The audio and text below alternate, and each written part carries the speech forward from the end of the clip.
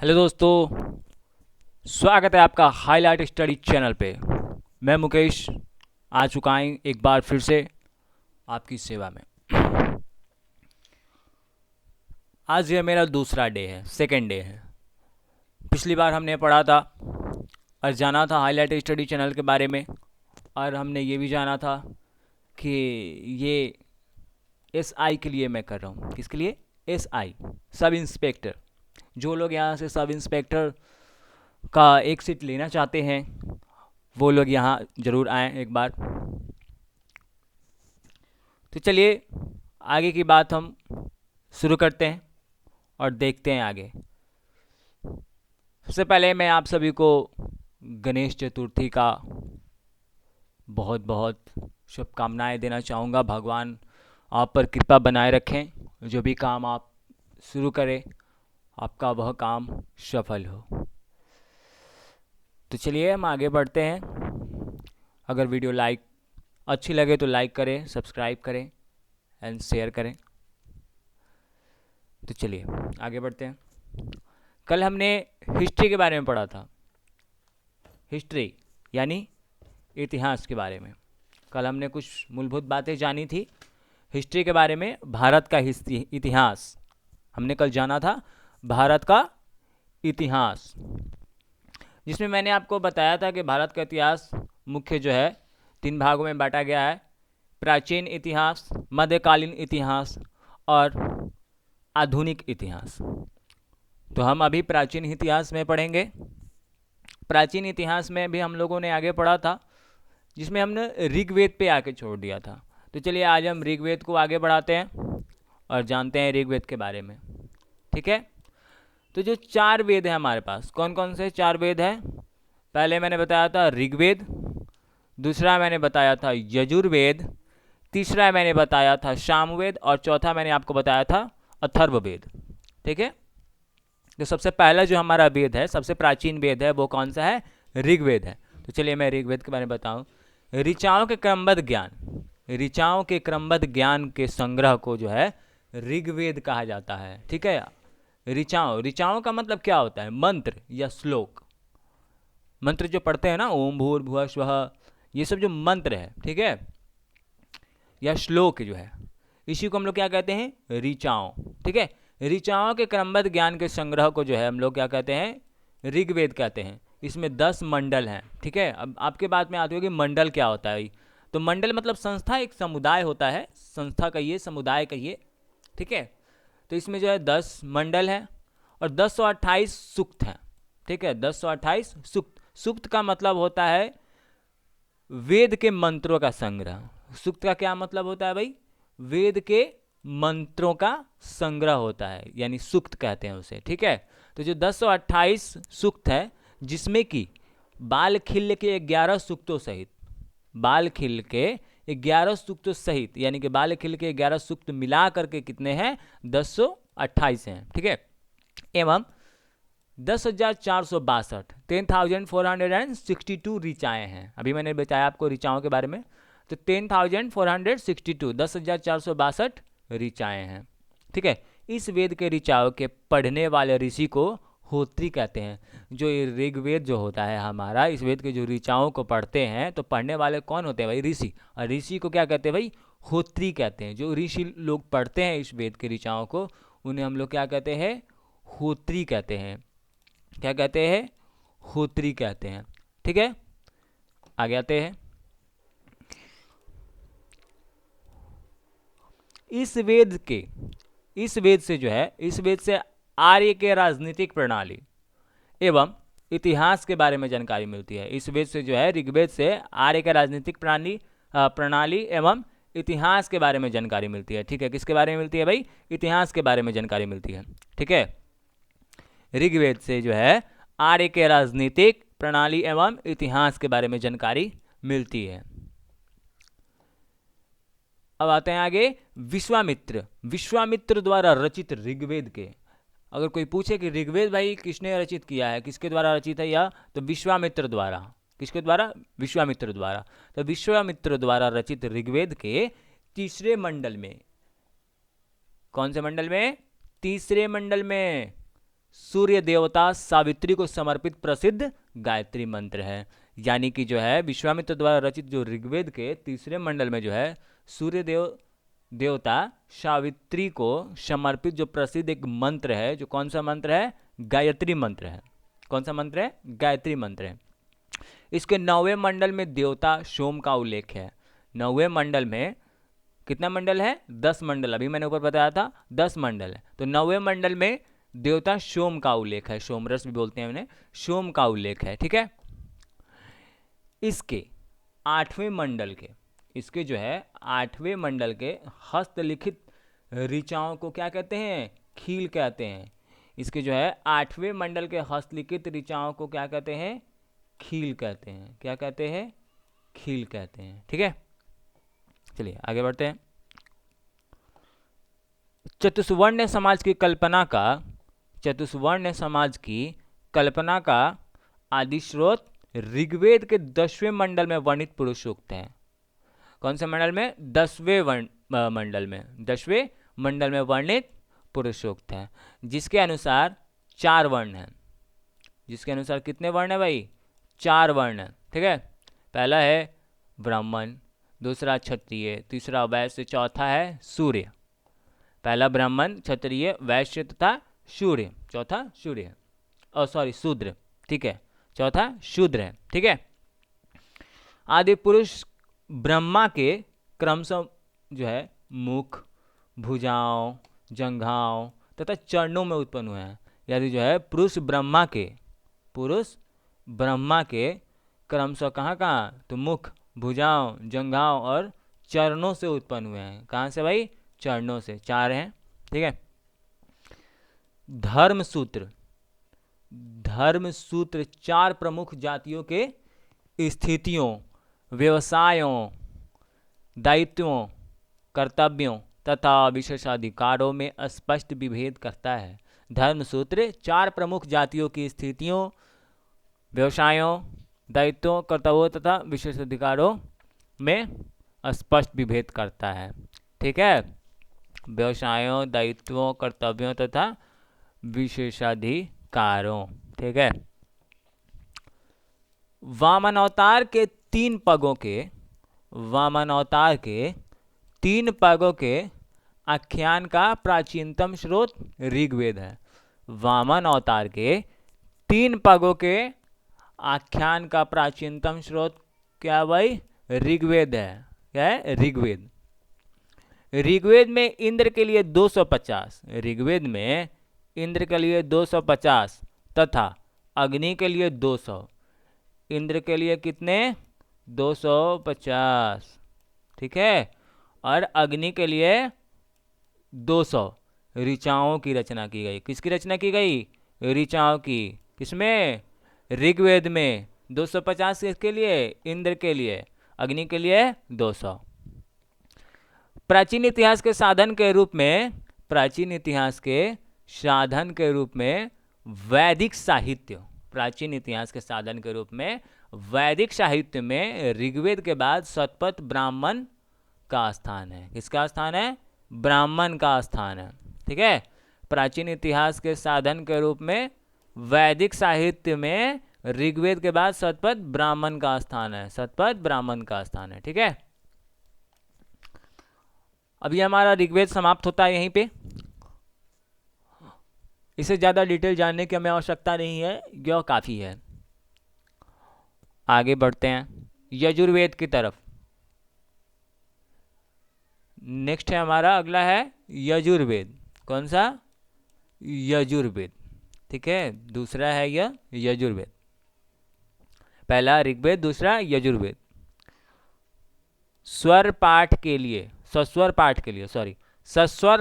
लिए मंत्रों तथा बाली के समय अनुपालन के लिए नियमों का संकलन। सस्वर पाठ के लिए मंत्रों तथा बाली के समय अनुपालन के लिए नियमों का संकलन यजुर्वेद कहलाता है। सस्वर पाठ के लिए मंत्रों, सस्वर पाठ, 2 चीज़ें यहाँ ध्यान से सुनिएगा। सस्वर पाठ के लिए मंत्रों तथा बाली के समय अनुपालन के लिए नियमों का संकलन यजुर्वेद कहलाता है। ठीक है। नियमों का संकलन जो है और मंत्रों, दोनों का जो है यजुर्वेद कहलाता है। ठीक है, इसके पथकर्ता को अध्वर्यु कहते हैं। इसके जो पथकर्ता है उसको क्या कहते हैं? अध्वर्यु। क्या कहते हैं भाई? अध्वर्यु कहते हैं। ठीक है, यह एक ऐसा वेद है जो गद एवं पद दोनों में है। यह जो वेद है हमारा, गद एवं पद दोनों में है। गद में भी है और पद में भी है। ठीक है, दोनों में है यह वेद। कौन वेद भाई? यजुर्वेद। ठीक है, अब आता है हमारा सामवेद। तीसरा हमारा आता है सामवेद। सामवेद जो है यह गाई जा सकने वाली ऋचाओं का संकलन है। यह गाई जा सकने वाली, माने इसको गाया जा सकता है। ठीक है, इस ऋचाओं का संकलन है, गाई जा सकने वाली ऋचाओं का संकलन है। इसके पाठकर्ता को उद्रात्री कहते हैं। इसके पाठकर्ता को हम लोग क्या कहते हैं? उद्रात्री कहते हैं। इसे भारतीय संगीत का जनक भी कहा जाता है। क्या कहते हैं? इसे भारतीय संगीत का जनक कहा जाता है। ठीक है, किसको? सामवेद को। नहीं सुने हैं? साम दाम दंड भेद। तो सामवेद जो है इसे भारतीय संगीत का जनक भी कहा जाता है। ठीक है, अब आता है हमारा चौथा और लास्ट, अथर्ववेद। कौन सा? अथर्ववेद। ठीक है, अथर्वा ऋषि द्वारा। किसके द्वारा? अथर्वा ऋषि द्वारा। जो हमारा अथर्ववेद है वो किसके द्वारा? अथर्वा ऋषि द्वारा। नाम से ही हो जाएगा अथर्ववेद, यानी किसके द्वारा भाई? अथर्वा ऋषि द्वारा रचित है। ठीक है, अथर्वा ऋषि द्वारा रचित इस वेद में रोग, क्या क्या? रोग निवारण, तंत्र मंत्र, जादू टोना, शाप, वशीकरण, आशीर्वाद, स्तुति, प्रायश्चित, औषधि, अनुसंधान, विवाह, प्रेम, राजमार्ग, मातृभूमि महात्म्य आदि विविध विषयों से संबंध मात्र तथा सामान्य मनुष्य के विचारों, विश्वासों, अंधविश्वासों आदि का वर्णन है। ठीक है, अथर्वा ऋषि द्वारा रचित इस वेद में निवारण, तंत्र मंत्र, जादू टोना, शाप, वशीकरण, आशीर्वाद, स्तुति, प्रायश्चित, औषधि, अनुसंधान, विवाह, प्रेम, राजमार्ग, मातृभूमि महात्म्य आदि विविध विषयों से संबंध मंत्र तथा सामान्य मनुष्यों के विचारों, विश्वासों, अंधविश्वासों आदि का विवरण है। ठीक है, किसमें? अथर्ववेद में। ठीक है ना भाई, अथर्ववेद में। अथर्ववेद कन्याओं के जन्म की निंदा करता है। अथर्ववेद जो है कन्याओं के जन्म की निंदा करता है। याद रखेंगे, अगर कोई पूछता है कि कन्याओं के जन्म की निंदा कौन से वेद में की गई है, तो आप क्या बताएंगे? अथर्ववेद में की गई है। कौन से वेद में? अथर्ववेद में। इसमें सभा एवं समिति को, सभा एवं समिति दो चीजें हैं इसमें, सभा एवं समिति को प्रजापति की दो पुत्रियां कहा गया है। प्रजापति की क्या कहा गया है जी? दो पुत्रियां, पहला सभा, दूसरा समिति। तो प्रजापति की क्या कहा गया है? दो पुत्रियां कहा गया है। ठीक है, सबसे प्राचीन वेद कौन सा है? मैंने बताया था पहले ही, सबसे प्राचीन वेद कौन सा है? ऋग्वेद है। उसके बाद सबसे लास्ट कौन आता है? अथर्ववेद है। सबसे बाद का वेद कौन हुआ? अथर्ववेद हुआ। और सबसे प्राचीन यानी सबसे पहले का वेद कौन सा हुआ? तो ऋग्वेद है हमारा। कौन सा? ऋग्वेद। और सबसे बाद का वेद हमारा है अथर्ववेद, पहले का ऋग्वेद। ठीक है, वेदों को भली भांति, वेदों को भली भांति समझने के लिए 6 वेदांगों की रचना हुई है। वेदों को जो है भली भांति समझने के लिए कितने वेदांगों की रचना हुई है? 6 वेदांगों की रचना हुई है। ये इस प्रकार हैं: शिक्षा, ज्योतिष, कल्प, व्याकरण, निरुक्त तथा छंद। शिक्षा, ज्योतिष, कल्प, व्याकरण, निरुक्त तथा छंद। 6 हो गए ना? पहला शिक्षा है, दूसरा ज्योतिष है, तीसरा कल्प, चौथा व्याकरण, पांचवा हो गया निरुक्त तथा छठा छंद हो गया। ठीक है, भारतीय ऐतिहासिक कथाओं, भारतीय ऐतिहासिक कथाओं का सबसे अच्छा क्रमबद्ध विवरण, भारतीय ऐतिहासिक कथाओं का सबसे अच्छा क्रमबद्ध विवरण पुराणों में मिलता है। किसमें मिलता है? पुराणों में मिलता है। भारतीय जो है ऐतिहासिक कथाओं का सबसे अच्छा क्रमबद्ध विवरण किसमें मिलता है? सिलसिलेवार आपको मिल जाएगा। किसमें? विवरण पुराणों में मिलता है। किसमें? पुराणों में। ठीक है, पुराणों में मिलता है। इसके रचयिता लोमहर्ष, यहाँ म छूट गया हुआ है। इसके रचयिता लोमहर्ष अथवा इनके पुत्र उग्रश्रवा माने जाते हैं। इनके रचयिता जो है लोमहर्ष अथवा इनके पुत्र उग्रश्रवा माने जाते हैं। इसके रचयिता लोमहर्ष अथवा इनके पुत्र उग्रश्रवा माने जाते हैं। ठीक है, भारतीय इतिहास कथाओं, किसका? भारतीय इतिहास कथाओं का रचयिता लोमहर्ष, इनके पुत्र उग्रश्रवा माने जाते हैं। ठीक है, इनकी संख्या 18 है। कितनी है? इनकी संख्या 18 है, जिनमें से केवल 5, 18 हैं जिनमें से केवल 5 मत्स्य, वायु, विष्णु, ब्राह्मण एवं भागवत में ही राजाओं की वंशावली पाई गई है। 18 हैं, 18 है, लेकिन जो है मत्स्य, वायु, विष्णु, ब्राह्मण एवं भागवत में ही, इन पांचों में ही राजाओं की वंशावली पाई गई हैं। बाकी सब में नहीं पाई गई हैं। इसी पांचों में राजाओं की वंशावली पाई गई है। मत्स्य में, वायु में, विष्णु में, ब्राह्मण में एवं भागवत में। ठीक है, वंशावली पाई गई है पांचों में। ठीक है, पुराणों में मत्स्य पुराण सबसे प्राचीन एवं प्रामाणिक है। पुराणों में की अगर बात करें हम, तो मत्स्य पुराण जो है वो सबसे प्राचीन एवं प्रामाणिक है। ठीक है, सबसे प्राचीन एवं प्रामाणिक पुराण कौन है बताइए? मत्स्य पुराण। ठीक है, अधिकतर पुराण सरल संस्कृत श्लोक में लिखे गए हैं। अधिकतर जितने भी जो पुराण हैं वो सरल संस्कृत श्लोक में लिखे गए हैं। स्त्रियां तथा शूद्र जिन्हें वेद पढ़ने की अनुमति नहीं थी, स्त्रियां तथा शूद्र जो हैं जिन्हें वेद पढ़ने की अनुमति नहीं थी, वे भी पुराण सुन सकते थे। पढ़ने की तो अनुमति नहीं थी ना, लेकिन वो पुराण जो है सुन सकते थे। पुराणों का पाठ पुजारी मंदिरों में किया करते थे। पुराणों का जो पाठ है पुजारी कहाँ किया करते थे? मंदिरों में किया करते थे। ठीक है, स्त्रियां तथा शूद्र जो है जिन्हें वेद पढ़ने की अनुमति नहीं थी, क्या नहीं थी जी? अनुमति नहीं थी क्या पढ़ने की? वेद पढ़ने की, तो वे भी जो है पुराण सुन सकते थे। वेद पढ़ने की अनुमति नहीं थी लेकिन पुराण सुन सकते थे। पुराणों का पाठ जो है पुजारी मंदिरों में किया करते थे। कहाँ किया करते थे? मंदिरों में किया करते थे। स्त्री की सर्वाधिक गिरी हुई स्थिति मैत्रेयनी संहिता से प्राप्त होती है। स्त्री की जो सर्वाधिक गिरी हुई स्थिति है वह कहाँ से प्राप्त होती है जी? मैत्रेयनी संहिता से प्राप्त होती है, जिसमें जुआ और शराब की भांति, आप तो ही ना खेलते हैं, मत खेलिएगा।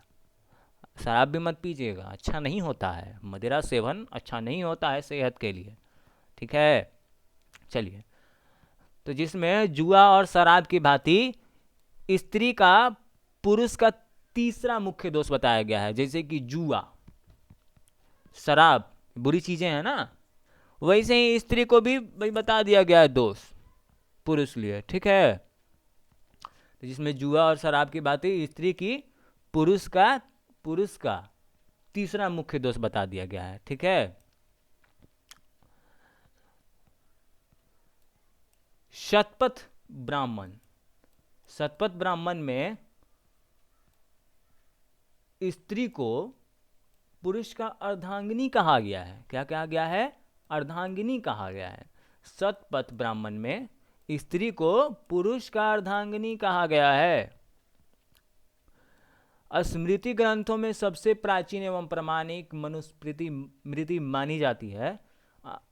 स्मृति ग्रंथों में सबसे प्राचीन एवं प्रामाणिक मनुस्मृति मानी जाती है। क्या मानी जाती है? मनुस्मृति मानी जाती है प्रामाणिक। ठीक है, स्मृति ग्रंथों में सबसे प्राचीन एवं प्रामाणिक मनुस्मृति मानी जाती है। यह शुंग काल का मानक ग्रंथ है। कौन काल का? शुंग काल का मानक ग्रंथ है। नारद स्मृति गुप्त युग के विषय में जानकारी प्राप्त करता है। नारद स्मृति गुप्त के युग के विषय में जानकारी प्राप्त करता है। जातक में बुद्ध की पूर्व जन्म की कहानी वर्णित है। जातक में जो है, जातक में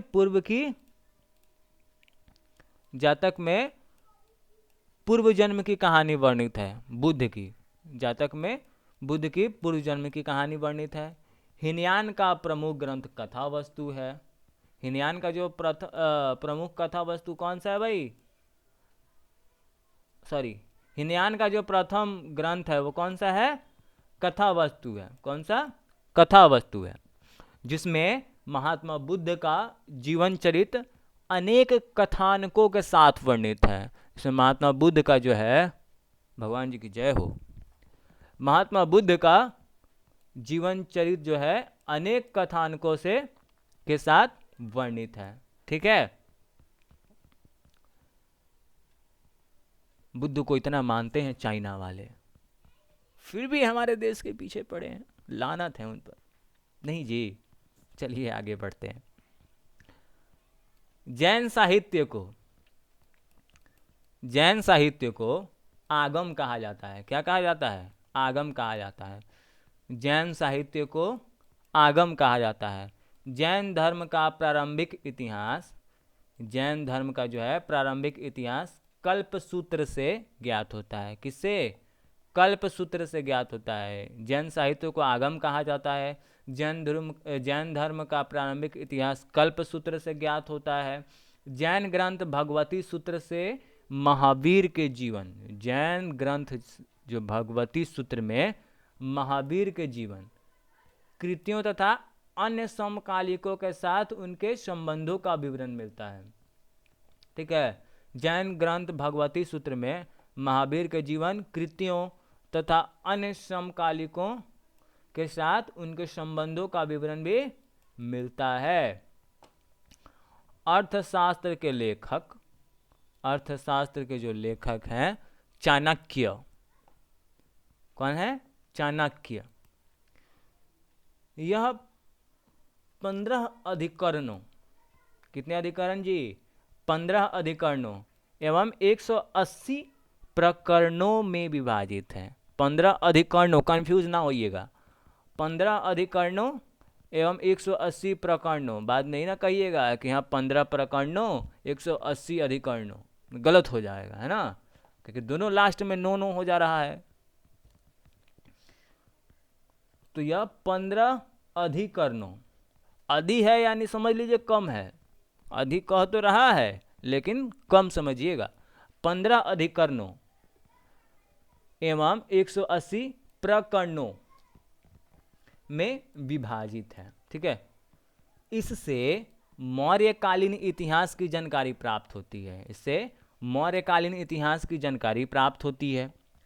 संस्कृत साहित्य में ऐतिहासिक घटनाओं को, संस्कृत साहित्य में ऐतिहासिक घटनाओं को क्रमबद्ध लिखने का सर्वप्रथम प्रयास कलहन के द्वारा किया गया।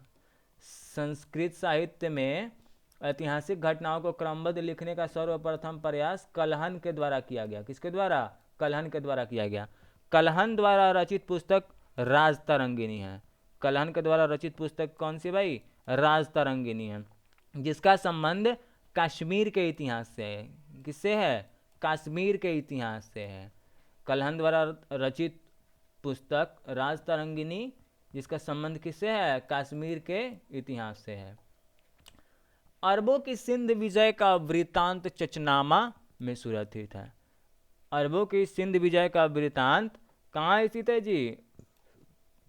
चचनामा में। कहाँ? चचनामा में सुरक्षित है। लेखक अली अहमद हैं इसके।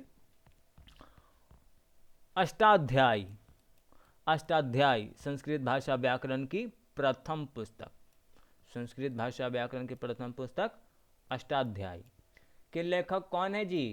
पाणिनि। कौन है? पाणिनि है। पानी ना है, पानी ना सोचिएगा, पानी पीने वाला ना। ठीक है। इनका नाम पाणिनि है, के लेखक पाणिनि है। इससे मौर्य के पहले के इतिहास, इसके मौर्य के पहले के इतिहास तथा मौर्य युगीन राजनीतिक अवस्था की जानकारी प्राप्त होती है। ठीक है। कात्यायन की गार्गी संहिता, कात्यायन की गार्गी संहिता एक ज्योतिष ग्रंथ है। कात्यायन की गार्गी संहिता एक ज्योतिष ग्रंथ है। ठीक है। फिर भी इसमें भारत पर होने वाली यवन आक्रमण का उल्लेख मिलता है। कात्यायन की गार्गी संहिता एक ज्योतिष ग्रंथ है, फिर भी इसमें भारत पर होने वाली यवन आक्रमण का उल्लेख मिलता है। पतंजलि पुष्यमित्र शुंग के पुरोहित थे। इनके महाभाष्य से शुंगों के इतिहास का पता चलता है। शुंगो, ठीक है, यहाँ देखिए मिस्टेक है, ये न नहीं होगा, ऊपर में बिंदु डाल दीजिए। पतंजलि पुष्यमित्र शुंग के पुरोहित थे। ये पतंजलि नहीं, बाबा वाला नहीं, ये ना सोचिएगा। तो पतंजलि जो है वो उस समय के थे। पतंजलि पुष्यमित्र शुंग के पुरोहित थे। इनके महाभाष्य से शुंगों के इतिहास का पता चलता है। ठीक है। तो आज का जो हमारा इतिहास है, ऋग्वेद यहीं समाप्त होता है।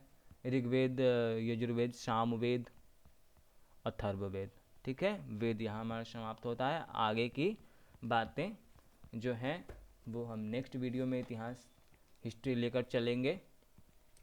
इसको आप कॉपी में नोट करें, वीडियो को पॉज करें और कॉपी में नोट करें। अगर कोई आपको परेशानी आ रही है, समझने में दिक्कत आ रही है, तो हमारे कमेंट सेक्शन में जाएं, वहाँ हमें सजेस्ट करें कि ये प्रॉब्लम आ रही है। आगे से इस चीज़ को भी हम बताने का ध्यान रखेंगे कि ताकि आपको प्रॉब्लम ना हो। हमारा उद्देश्य ये है कि बस आपका रिजल्ट आना चाहिए, चाहे जैसे भी हो। ठीक है। मेहनत आपकी भी, मेहनत हमारी भी। ऐसा नहीं है कि मेरे मेहनत से सिर्फ नहीं निकलेगा, मेहनत तो आपकी भी करनी पड़ेगी ना। चलिए, तो हमारा अब आते हैं हम आगे भूगोल की ओर। किसके तरफ? भूगोल की ओर आते हैं। ठीक है। ज्योग्राफी सुना होगा आप लोगों ने, इंग्लिश में कहते हैं ज्योग्राफी। चलिए, भूगोल के नामकरण, भूगोल के जो नामकरण एवं इस विषय को प्रारंभिक स्तर पर, भूगोल के नामकरण एवं इस विषय को प्राथमिक स्तर पर व्यवस्थित स्वरूप प्रदान करने का श्रेय यूनान के निवासियों को जाता है। किसको जी? यूनान के निवासियों को जाता है। भूगोल के नामकरण एवं इस विषय को प्राथमिक स्तर पर व्यवस्थित रूप प्रदान करने का जो है श्रेय किसको जाता है? यूनान के निवासियों को जाता है। किसको? यूनान के निवासियों को। ठीक है।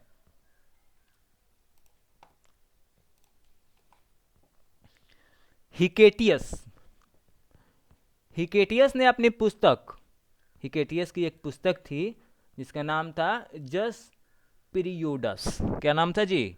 जस पीरियोडस। हिकेटियस ने अपनी पुस्तक जस पीरियोडस अर्थात पृथ्वी का वर्णन, पृथ्वी के बारे में बताया गया है, पृथ्वी का वर्णन में सर्वप्रथम भौगोलिक तत्वों का क्रमबद्ध समावेश किया है। भौगोलिक जो है हमारा तत्व है उसके बारे में सिलसिलेवार हमें बताया है।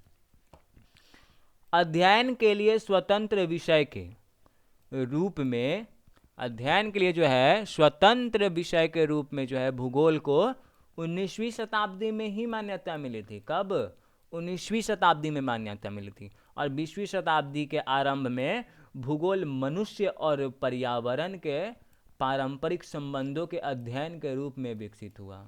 20वीं शताब्दी में जो है आरंभ में, शुरुआत में भूगोल मनुष्य और पर्यावरण के पारंपरिक संबंधों के अध्ययन के रूप में विकसित हुआ था। ठीक है। और 19वीं शताब्दी में इसको मान्यता मिली थी स्वतंत्र रूप से जो है विषय के रूप में। इसकी दो विचारधाराएं थी। कितनी जी? 2 विचारधाराएं थी। पहला संभववाद, पहला कौन सा? संभववाद। दूसरा निश्चयवाद। पहला कौन सा था? संभववाद। दूसरा हमारा था निश्चयवाद। संभववाद क्या है? तो इसके अनुसार मनुष्य अपने पर्यावरण में, इसके अनुसार जो है मनुष्य अपने पर्यावरण में परिवर्तन करने में समर्थ हैं। इसके अनुसार मनुष्य अपने पर्यावरण में परिवर्तन करने में समर्थ हैं तथा वह प्रकृति प्रदत्त अनेक संभावनाओं, प्रकृति प्रदत्त जो है अनेक संभावनाओं को अपनी इच्छा के अनुसार प्रयोग कर सकता है। इस विचारधारा के समर्थक जो हैं भूगोलवेत्ता वाइडल, डिलाब्लास और फैब्रे थे। कौन थे जी? वाइडल, डिलाब्लास, वाइडल, डिलाब्लास और फैब्रे थे। अब बारी आती है निश्चयवाद की। किसकी? निश्चयवाद की। इसके अनुसार मनुष्य के सारे काम पर्यावरण द्वारा निर्धारित होते हैं। मनुष्य के जितने भी काम होते हैं वो किसके द्वारा निर्धारित होंगे जी? पर्यावरण के द्वारा। अपने द्वारा नहीं कर सकते हैं, अपने द्वारा में तो संभववाद आ जाएगा। अतः मनुष्य को स्वेच्छापूर्वक कुछ करने की स्वतंत्रता कम है। मनुष्य को जो है स्वेच्छापूर्वक जो है कुछ करने की स्वतंत्रता कम है। इस विचारधारा के प्रमुख समर्थक जो हैं भूगोलवेत्ता रिटर और रैटजेल। कौन? भूगोलवेत्ता कौन कौन है? रिटल और रैटजेल, जो नवीन निश्चयवाद का संस्थापक भी हैं। एंड एलन सेम्पुल और हटिंगटन। 4 कौन कौन? रिटर, रैटजेल, एलन सैम्पुल और हटिंगटन। 4 है ना? रिटर, रैटजेल, एलन सैम्पुल और हटिंगटन, ये 4 हैं भूगोलवेत्ता जो निश्चयवाद बताते हैं। और संभववाद जो बताते हैं वो वाइडल, डिलाब्लास और फैब्रे। अब भूगोल की कुछ परिभाषाएं हैं। भूगोल की कुछ परिभाषाओं के बारे में हम जानते हैं कि इनकी परिभाषाएं क्या हैं। भूगोल एक ऐसा स्वतंत्र विषय है जिसका उद्देश्य लोगों को विश्व, भूगोल, आपने भूगोल पढ़ा होगा तो अच्छी बात है, नहीं पढ़ा होगा तो ये बहुत ही इंटरेस्टिंग सब्जेक्ट है। तारों के बारे में, पृथ्वी के बारे में, ये सब चीज़ें पढ़नी है, इसमें काफ़ी इंटरेस्टिंग सब्जेक्ट है ये।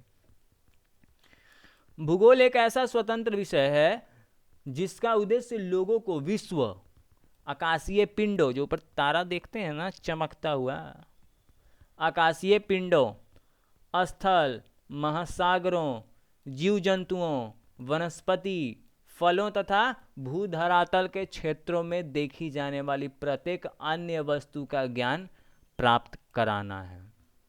ठीक है।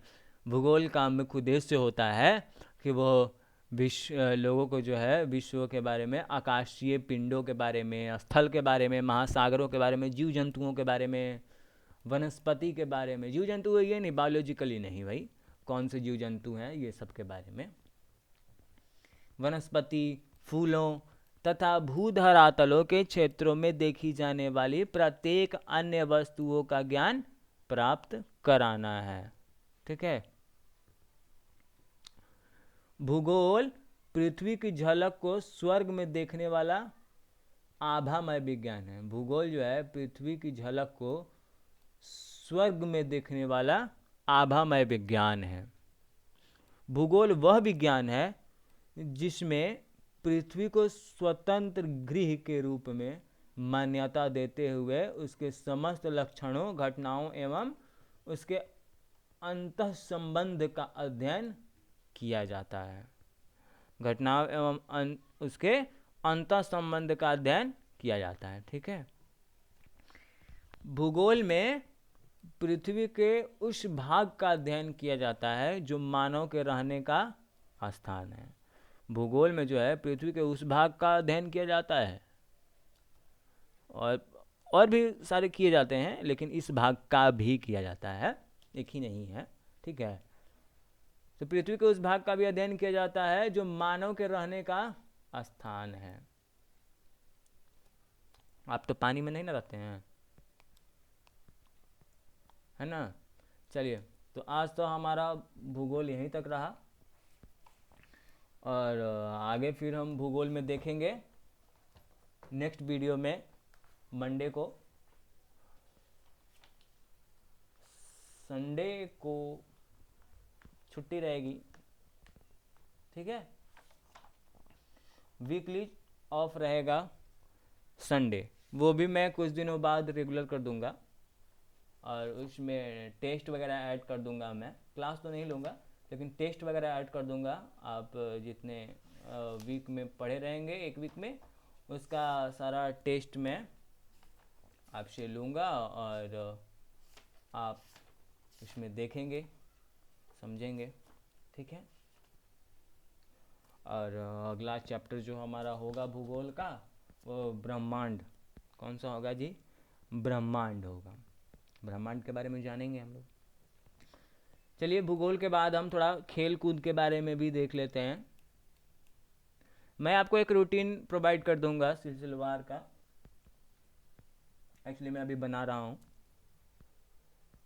तो वो जैसे ही बन जाएगा मैं आपको वो प्रोवाइड कर दूंगा कि कैसे क्या रूटीन है इसका, एक अच्छा सा। क्योंकि जैसे तैसे नहीं ना करना है इस बार, बस निकालना है, मतलब निकालना है। तो चलिए खेल कूद के बारे में कुछ देखते हैं। ये सब लूसेंट से ही हैं। प्राचीन ओलंपिक खेल। कौन सा खेल जी? ओलंपिक खेल।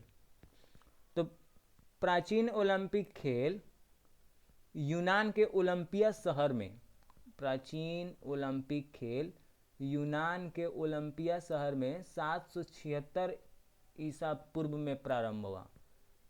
कितना ईसा पूर्व में जी? 776 ईसा पूर्व में प्रारंभ हुआ था।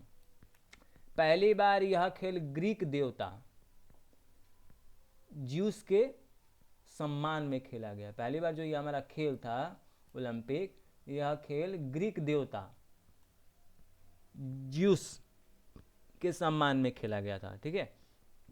ये खेल तब से 4 वर्षों में एक बार यानी 394 ईस्वी तक खेले गए। 4 वर्षों में एक बार खेले जाते थे और 394 ईस्वी तक खेले गए। फिर रोम के राजा थियोडोसियस, कौन?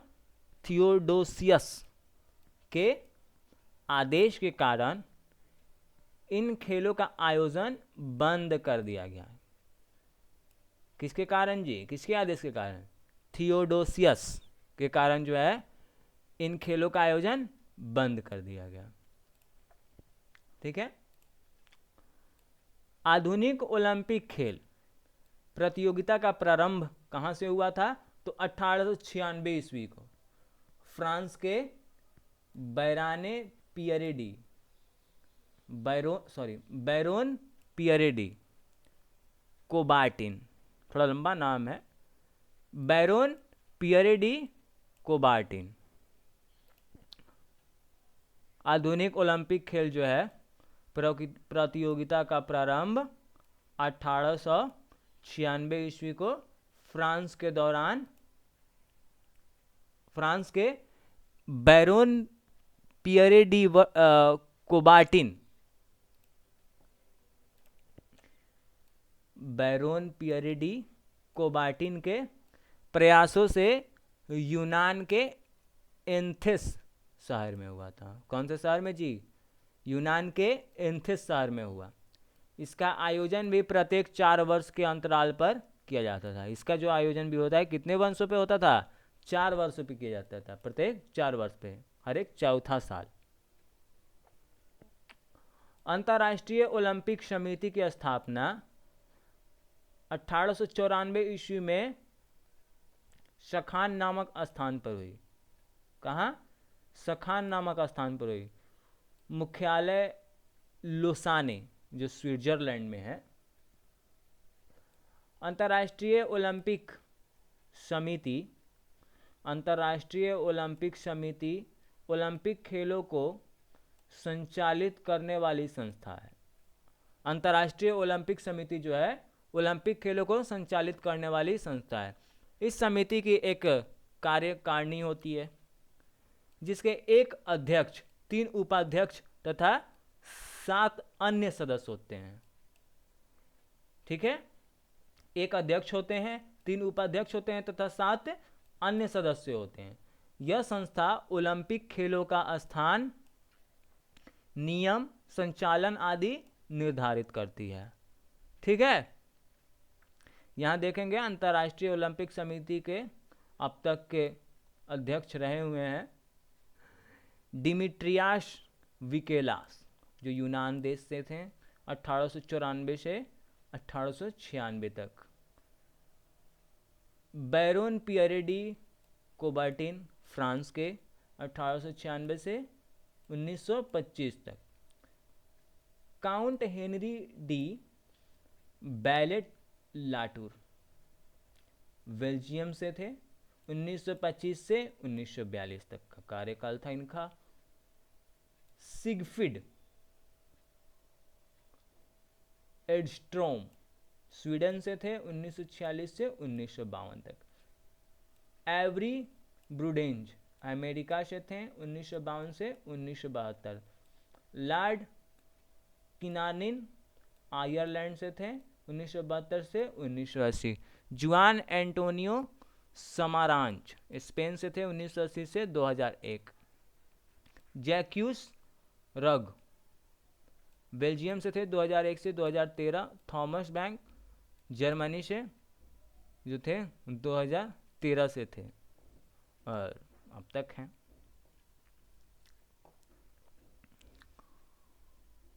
अब देखिए कुछ महत्वपूर्ण बातें यहाँ लिखी गई हैं। भारतीय ओलंपिक परिषद की स्थापना 1924 ईस्वी में हुई थी। भारतीय ओलंपिक परिषद की जो स्थापना हुई थी कब हुई थी? 1924 ईस्वी में की गई थी। और सर जे टाटा इसके प्रथम अध्यक्ष थे। प्रथम अध्यक्ष कौन थे? जे टाटा। किसके? तो भारतीय ओलंपिक परिषद के। ठीक है, ओलंपिक के आदर्श के बारे में जानते हैं। ओलंपिक ध्वज, ओलंपिक फ्लैग, झंडा। बैरोन पियरे डी कोबर्टिन के सुझाव पर 1913 ईस्वी में, कब? 1913 ईस्वी में। किसके सुझाव पर? बैरोन पियरे डी कोबर्टिन के सुझाव पर 1913 ईस्वी में ओलंपिक ध्वज का सृजन हुआ था। जून 1914 में इसका विविध उद्घाटन पेरिस में हुआ। विविध जो विधिवत हमारा उद्घाटन है इसका कहाँ हुआ था जी? पेरिस में हुआ। तथा इस ध्वज को सर्वप्रथम 1920 ईस्वी के एंटवर्प ओलंपिक में फहराया गया था। कहाँ? एंटवर्प ओलंपिक में फहराया गया था। ध्वज की पृष्ठभूमि सफ़ेद है। ध्वज की जो फ्लैग है, झंडा, उसकी पृष्ठभूमि कैसी है जी? सफ़ेद है।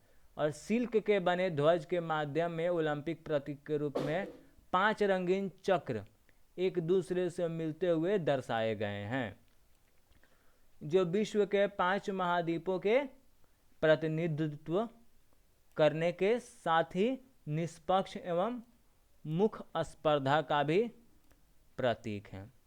ठीक है,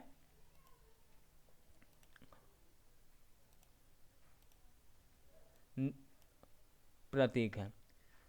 पहला है नीला चक्र यूरोप, पीला चक्र एशिया, काला चक्र अफ्रीका, हरा चक्र ऑस्ट्रेलिया तथा लाल चक्र उत्तर एवं दक्षिण अमेरिका।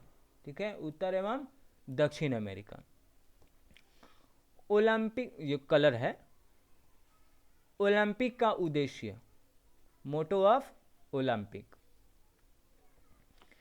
सन 1857 में फादर डिडोन, 1857 में जो है फादर डिडोन द्वारा रचित सीटियस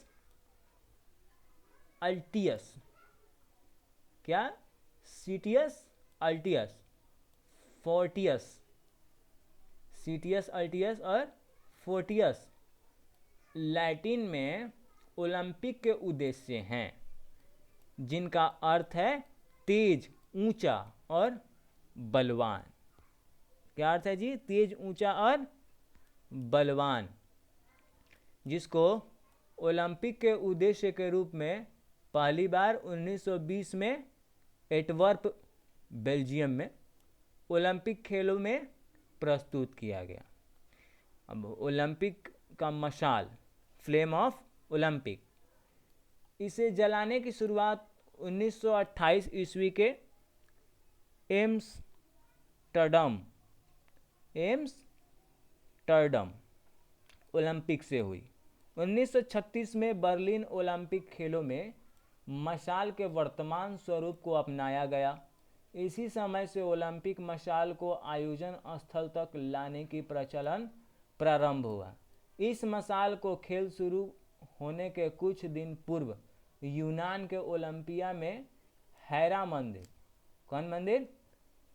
हेरा मंदिर के सामने सूर्य के किरणों से प्रज्वलित किया जाता था और वहां से आयोजन स्थल तक विभिन्न खिलाड़ियों द्वारा लाई जाती है। इसी मशाल से खेल समारोह विशेष की मशाल प्रज्वलित की जाती है। ठीक है, तो ये खेलकूद का हमारा टॉपिक था। अब आज का लास्ट टॉपिक है हमारा विविध। विविध से हम कुछ क्वेश्चंस देख लेते हैं। जो पिछली बार हमने आपको प्रथम महिला के बारे में बताया था भारत की, उसमें ही कुछ आगे जो बची हुई थी आगे मैं बताता हूँ। तो चलिए शुरू करते हैं। देश के किसी राज्य की मुख्यमंत्री बनने वाली प्रथम महिला अभिनेत्री कौन थी?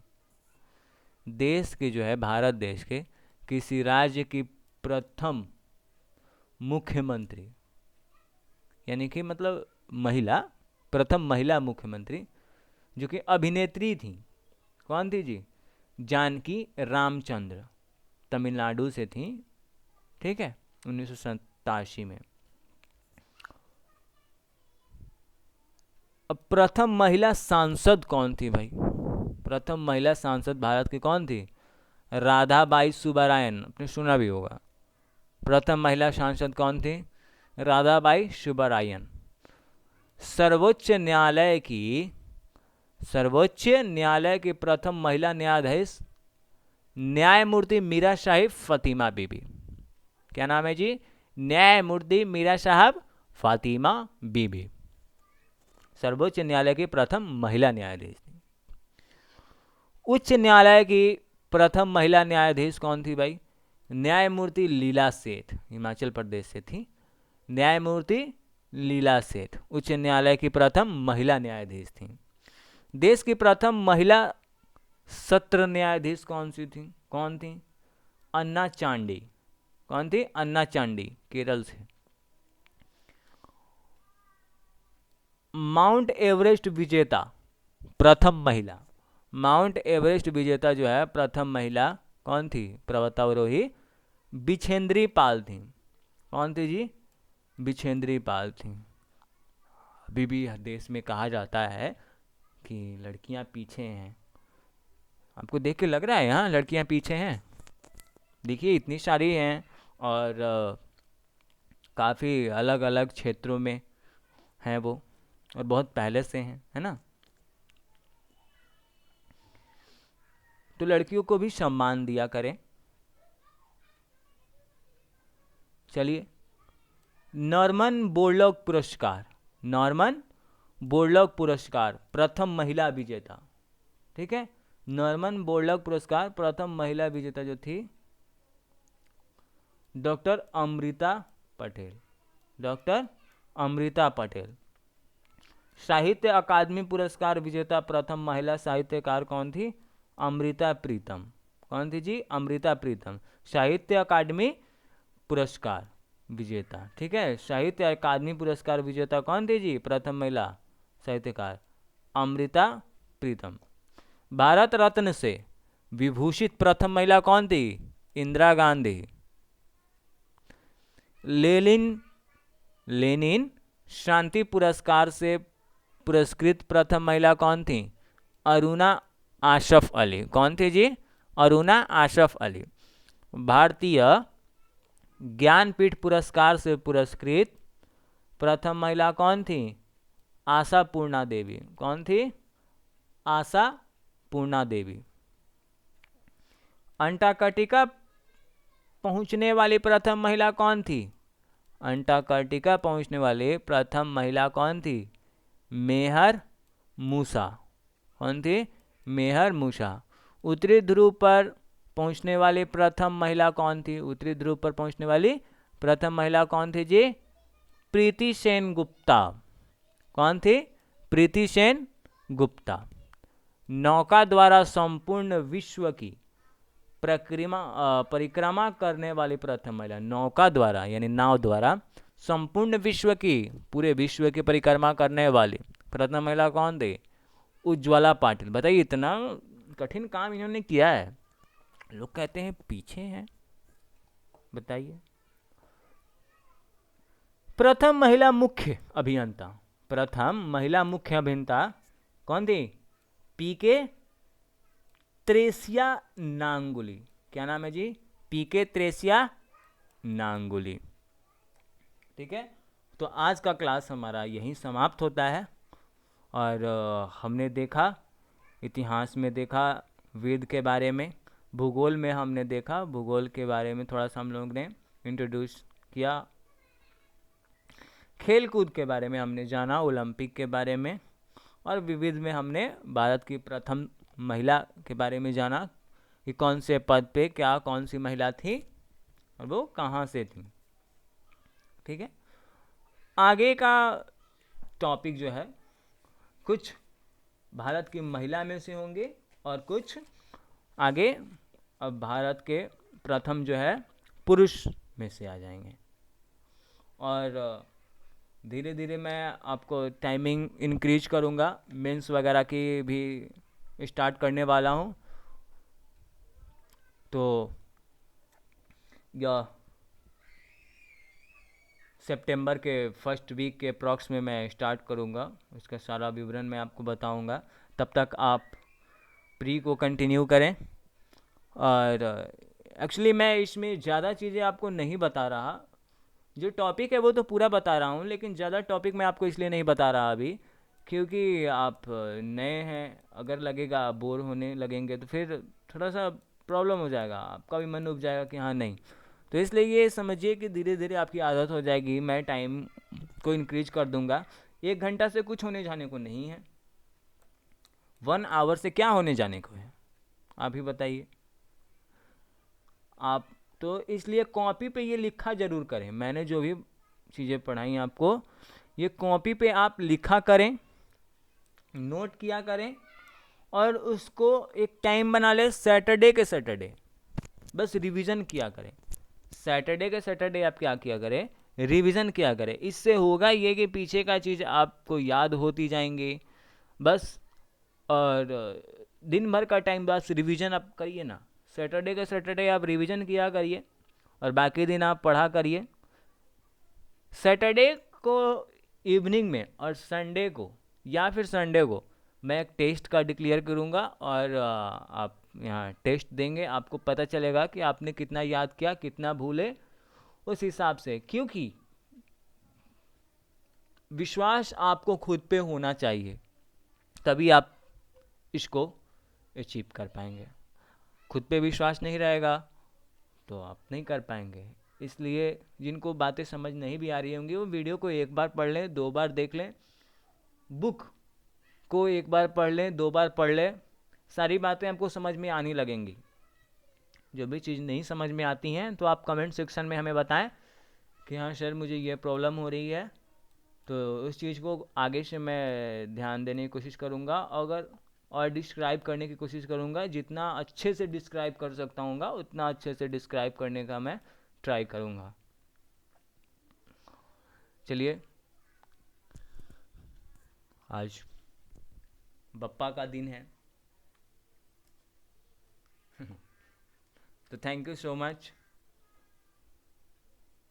वीडियो को सब्सक्राइब करें अगर आपने अभी तक नहीं किया है, शेयर करें, लाइक करें और कमेंट ज़रूर करें, हमें बताएं।